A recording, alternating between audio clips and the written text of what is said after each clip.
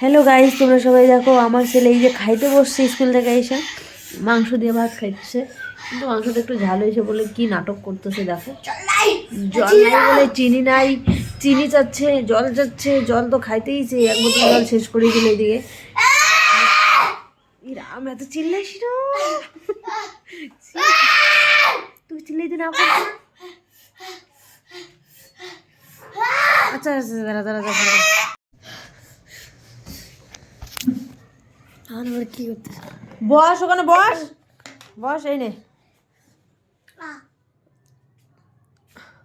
এখন দেখো গাইস, তোমরা সবাই এই যে চিনি খাচ্ছে, ঠিক আছে?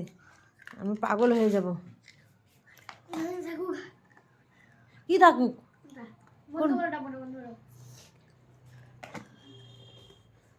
চিনিটা এবার সাইড করে রাখতে হবে।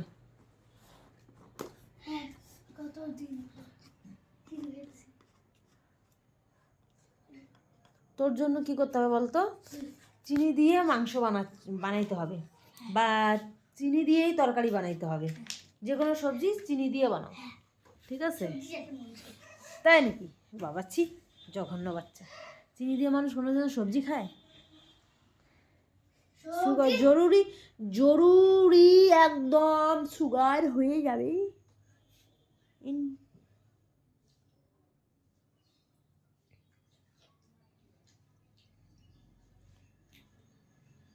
আবার খাচ্ছে গাইস মাংসটা। আবার ঠিক আছে, চিনিটা খাওয়ার জন্য নাটকটা করছিল।